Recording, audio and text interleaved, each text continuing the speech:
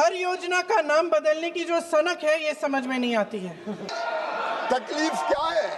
100 दिन की गारंटी के बजाय हम 125 दिन की गारंटी दे रहे हैं काम। महात्मा गांधी जी मेरे परिवार के नहीं थे, लेकिन मेरे परिवार जैसे ही हैं और इस पूरे देश की यही भावना है सर।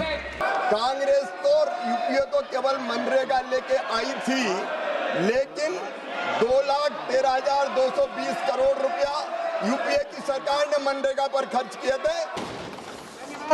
आदरणीय अध्यक्ष महोदय जी, मैं नियम 72(1) के तहत इस विधेयक को पुनर्स्थापित करने पर अपनी सख्त आपत्ति दर्ज करना चाहती हूँ।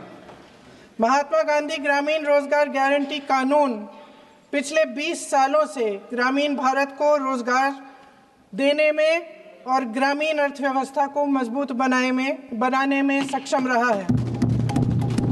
ये एक इतना क्रांतिकारी कानून है कि जब इसको बनाया गया तो सदन के सभी राजनीतिक दलों ने इससे पूरी सहमति दी। इसके द्वारा 100 दिन का रोजगार इस देश के गरीब से गरीब लोगों को मिलता है, हमारे गरीब से गरीब भाई बहनों को। हम सब जनप्रतिनिधि हैं महोदय, जब हम अपने अपने क्षेत्रों में जाते हैं, आप भी जानते हैं, दूर दूर से हमें दिख जाता है कि मनरेगा का कौन मजदूर है। सबसे गरीब होता है, चेहरे पे झुर्रियाँ होती हैं, हाथ मिलाए तो सर हाथ पत्थरों की तरह। हाँ सर, मैं कर रही हूँ, पहुँच रही हूँ, हाँ मुझे पहुँचने दीजिए। नहीं, 1 मिनट लूँगी, मुझे पहुँचने दीजिए। सर उनके हाथ पत्थरों की तरह कठोर होते हैं क्योंकि इतनी मजदूरी करते हैं। तो सर मेरा जो इस बिल पर ऑब्जेक्शन है, सर ये जो कानून है इसके तहत हमारे गरीब भाई बहनों को जो रोजगार की कानूनी गारंटी मिलती है, जो अधिकार मिलता है, वह इस योजना में मांग के आधार पर संचालित होता है।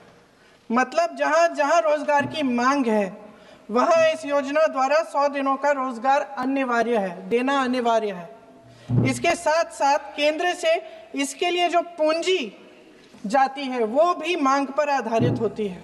यानी कि इस योजना के लिए जितने पैसे जहां भेजने हैं, कितने भेजने हैं, वह जमीनी परिस्थितियों पर आधारित होता है और मांग के आधार पर निर्धारित होता है।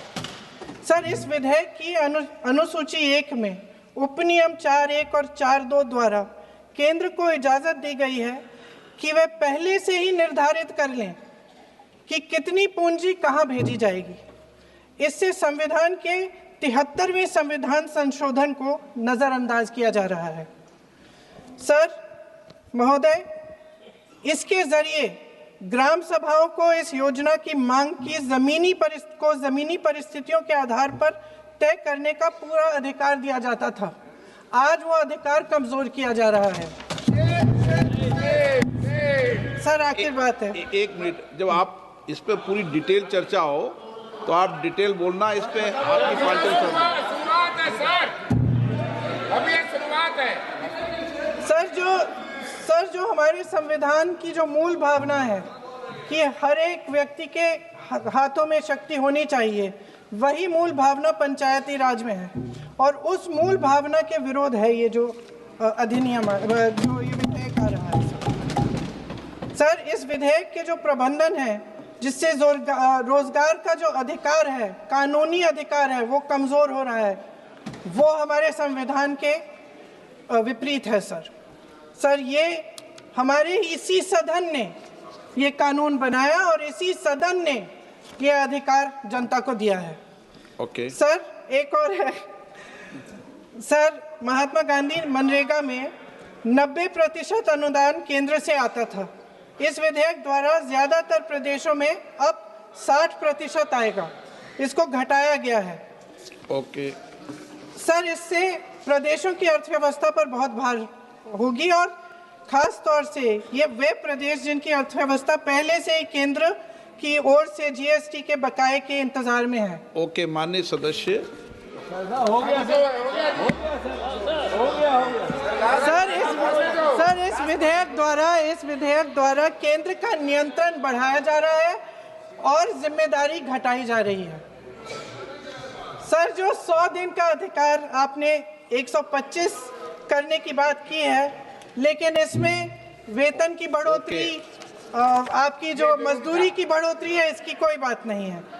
माननीय सदस्यों, सर, ये सही बात है कि अभी तक जो बकाया है वो ही पूरा नहीं हुआ है। माननीय सदस्य गणों, मैं आपसे सर, आग्रह आखिरी बात ये है सर कि हर योजना का नाम बदलने की जो सनक है, ये समझ में नहीं आती है।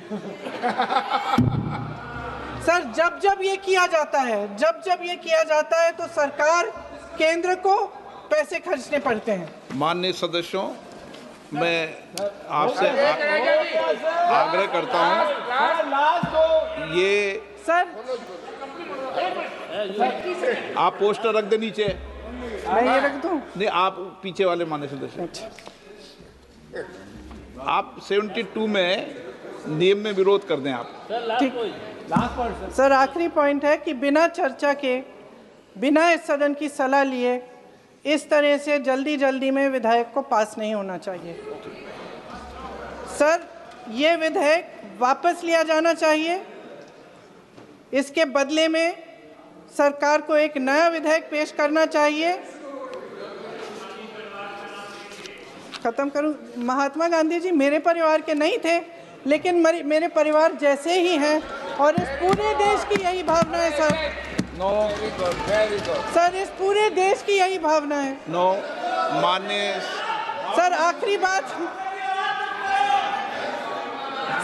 आखिरी बात यह है कि गहन जांच पड़ताल और व्यापक चर्चा के लिए इसे कम से कम स्थायी समिति के पास भेजा जाना चाहिए, और कोई विधायक किसी की निजी महत्वाकांक्षा, सनक और पूर्वाग्रहों के आधार पर न तो पेश होना चाहिए और न ही पास होना चाहिए। धन्यवाद। माननीय अध्यक्ष जी, महात्मा गांधी हमारे दिलों में बसते हैं, और माननीय अध्यक्ष जी, महात्मा गांधी जी का, पंडित दीनदयाल जी का ये संकल्प था, ये देखो कि जो सबसे पीछे है, जो सबसे नीचे है, उनका कल्याण सबसे पहले किया जाए। और हम केवल महात्मा गांधी जी को मानते नहीं हैं, हम महात्मा गांधी जी की भी मानते हैं, और उन्हीं के विचारों पर आधारित, पंडित दीनदयाल उपाध्याय जी के विचारों पर आधारित गरीब कल्याण की कई योजनाएं ये सरकार मोदी जी के नेतृत्व में चला रही है। और जहां तक मनरेगा का सवाल है, माननीय अध्यक्ष जी, कांग्रेस तो यूपीए तो केवल मनरेगा लेके आई थी, लेकिन 2,13,220 करोड़ रुपया यूपीए की सरकार ने मनरेगा पर खर्च किए थे। हमने 8,53,810 करोड़ रुपया गरीबों के कल्याण के लिए खर्च किए, और इस योजना को और मजबूत करने की कोशिश की। और आज भी माननीय अध्यक्ष महोदय, तकलीफ क्या है? 100 दिन की गारंटी के बजाय हम 125 दिन की गारंटी दे रहे हैं। 125 दिन की गारंटी देने का काम कर रहे हैं, और केवल ये गारंटी कोरी नहीं है माननीय अध्यक्ष महोदय, उसके लिए 1,51,282 करोड़ से ज्यादा रुपए की राशि का प्रावधान किया गया है। माननीय अध्यक्ष महोदय, इसके पहले कई रोजगार की योजना आई। एक योजना का नाम था जवाहर रोजगार योजना, बाद में कांग्रेस ने जवाहर रोजगार योजना का नाम बदल दिया।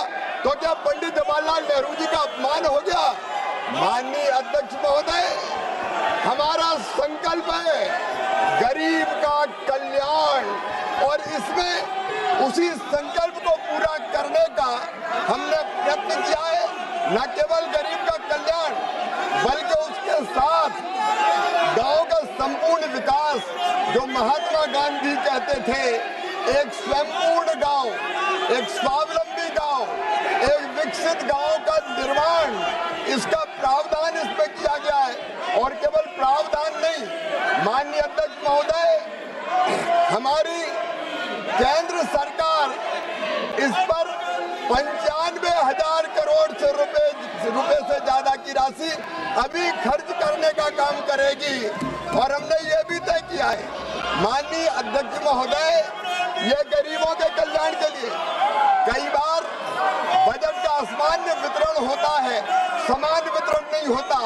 कई पंचायतें विकास में पीछे रह जाती है और इसलिए इसमें पंचायत का ग्रेडेशन करके जो अविकसित पंचायत है, कम विकसित पंचायत है, उनको ज्यादा काम देने का प्रावधान भी किया है। माननीय अध्यक्ष महोदय, मैं ये मानता हूँ कि ये जो नया बिल हम लेके आ रहे हैं, वो नया बिल गांव का संपूर्ण विकास करेगा।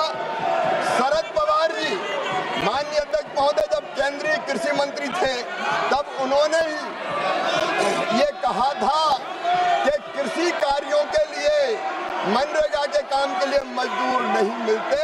हमने तो शरद पवार जी की उस चिंता का भी समाधान करने का प्रयास किया है और इसलिए मैं विस्तार से जब इस बिल पर चर्चा होगी तब अपनी बात कहूंगा। लेकिन मैं फिर दोहरा रहा हूं कि बापू हमारे दिलों में बसते हैं, उनका हम पूरा सम्मान करते हैं। और बापू ही कहते थे राम राज, राम हमारे रोम रोम में रमे हैं, राम हमारी हर सांस में बसे हैं। बिना राम के ये देश नहीं जाना जाता। पता नहीं क्यों जी राम जी नाम आ गया तो ये भड़क गए। महात्मा गांधी स्वयं राम राज्य की स्थापना की बात करते थे और उनके अंतिम शब्द भी हे राम थे। बापूजी का पूरा सम्मान करते हुए राम राज की स्थापना मतलब दैहिक दैविक भौतिकता का राम राज काहू नहीं व्यापा, हर गरीब को भरपूर रोजगार मिले, उसकी गरिमा को सम्मान हो, दिव्यांग, बुजुर्ग और महिला, अनुसूचित जाति, जनजाति, उनको और प्रोटेक्शन दिया जाए, इसके लिए ये बिल लेके आए हैं। 125 दिन की गारंटी है, गारंटी, ये कहीं पर कमजोर नहीं हुई। उस गारंटी को हम पूरा करेंगे, गांव का संपूर्ण विकास भी करेंगे और कृषि और मजदूरी दोनों में संतुलन स्थापित करने का काम करेंगे। इसलिए माननीय अध्यक्ष महोदय, ये पूरा बिल महात्मा गांधी जी की भावनाओं के अनुरूप है, राम राज की स्थापना के लिए है। बहुत बहुत